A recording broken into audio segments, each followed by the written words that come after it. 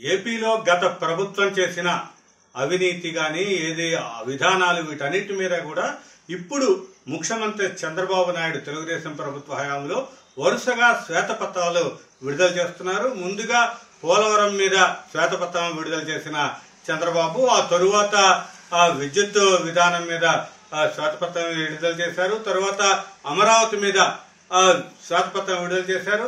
తరువాత ఇప్పుడు ఇసుక మిగతా అంటే ఈ ప్రకృతి వనరులు మొత్తం మీద ఎంత దోపిడీ చేసింది జగన్ ప్రభుత్వం అనే దాని మీద కూడా శ్వేతపత్రం విడుదల చేశారు.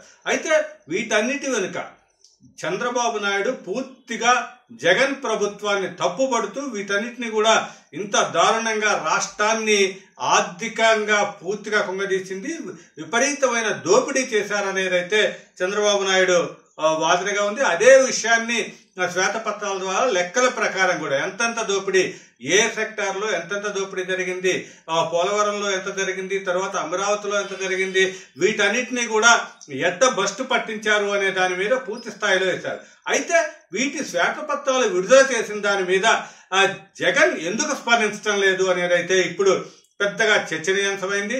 జగన్ గాని మిగతా కీలక నేతలంతా అంటే వరుసగా ఒకళ్ళిద్దరు దీని మీద ఇదంతా కూడా చంద్రబాబు కావాలని రాజకీయ దురుద్దేశంతో చేస్తున్నాడు, పోలవరాన్ని పాడు చేసింది చంద్రబాబే అంటూ ఒకళ్ళిద్దరు అంటే అంబటి రాంబాబు వీళ్ళంతా కూడా కొంత మాట్లాడినా సరే కరెక్ట్ అయిన అంటే రెస్పాన్స్ గానీ దీన్ని ఖండిస్తూ ఇదంతా కూడా శ్వేతపత్రాల్లో ఏం లేదు, తప్పుల తడకే చూపెడుతున్నారు అనేదైతే వాళ్ళు చెప్పిన దాఖలాలు ముందుకొచ్చి అంటే మీడియా ముందుకు నేతలు కానీ వైఎస్ జగన్ కానీ మాజీ ముఖ్యమంత్రి జగన్ కానీ మీడియా ముందుకు వచ్చి చెప్పిన దాఖలాలు అయితే కనిపించడం లేదు.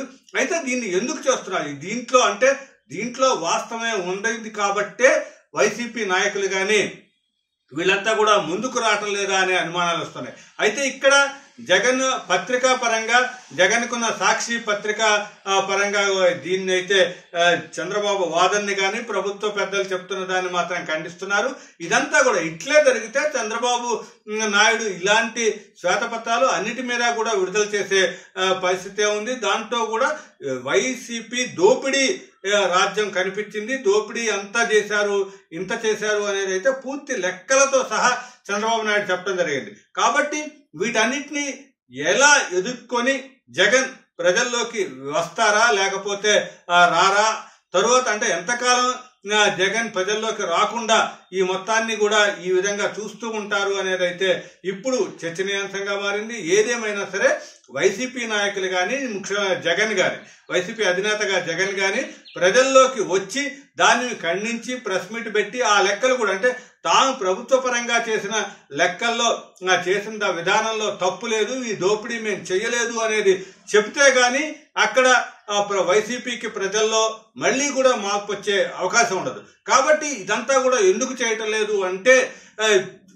తెలుగుదేశం ప్రభుత్వం లేకపోతే ఎన్డీఏ ప్రభుత్వం విడుదల చేసిన శ్వేతపత్రాలను వాళ్ళు ఒప్పుకుంటున్నారా అనే వాదన అయితే ఉంది. ఏదేమైనా సరే జగన్ కానీ మిగతా నాయకులు కానీ రెగ్యులర్ గా ప్రజల్లోకి వచ్చి వాళ్ళు చేసిన దాన్ని సమర్థించుకునే ప్రయత్నం అయితే చేయాల్సి ఉంది. ఎందుకంటే వాళ్ళు నిజంగా దోపిడీ చేస్తే తప్పే, కాకుండా దోపిడీ చేయలేదని వాళ్ళు కొంతమంది వాదిస్తున్నారు కాబట్టి పత్రికల పరంగా అంటే సాక్షి పరంగాను వీటి పరంగా కూడా వాదిస్తున్నారు కాబట్టి దాన్ని లెక్కలతో సహా శ్వేతపత్రం లాగా వాళ్ళు కూడా ఒక పవర్ పాయింట్ ప్రెజెంటేషన్ ఇస్తే ప్రజలకి వివరణ ఇచ్చినట్టు అవుతుంది. ఏదైతే అది చేయలేని పక్షంలో మొత్తం కూడా ఈ చంద్రబాబు నాయుడు ప్రభుత్వం చెప్పిన దానికి వాళ్ళు తల వంచినట్లే అవుతుంది. ఏదేమైనా సరే పూర్తి స్థాయిలో ప్రజలకు ముందుకి జగన్ అయితే రావాల్సిన అవసరం ఉంది. దీన్ని న్యాయపరంగా ఎదుర్కొంటారా లేకపోతే ప్రజల్లో చైతన్యం తీసుకొస్తారా, ఏదైనా కానీ ముందు మేం చేసిన ప్రభుత్వం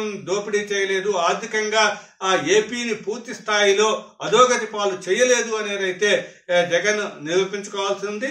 అట్లా చేసినప్పుడే మళ్ళీ ఎన్నికలకైనా కూడా ప్రజల్లోకి వెళ్లే అవకాశం ఉంటుంది. నేతలు ఒక్కరొక్కరుగా అంటే తెలుగుదేశం కక్ష సాధింపు చేస్తోంది, ఇదంతా కూడా పైకి ఎన్ని కబుర్లు చెప్పినా సరే ఇవన్నీ కూడా ప్రజలకు ఎక్కే పరిస్థితి ఉండదు. వాటినన్నిటినీ కూడా లెక్కలతో సహా వాళ్ళు చేసిన పనులని ప్రజల ముందు చెప్పి దీన్ని ఖండించినప్పుడే తెలుగుదేశం పాలన బాగుందా లేదా, వాళ్ళు చెప్పేది తప్ప రైటా అనేది అయితే ప్రజలు నిర్ణయించుకుంటారు. ఏదేమైనా జగన్ అయితే ముందుగా ప్రజల ముందుకు రావాల్సిన అవసరం ఎంతైనా ఉంది.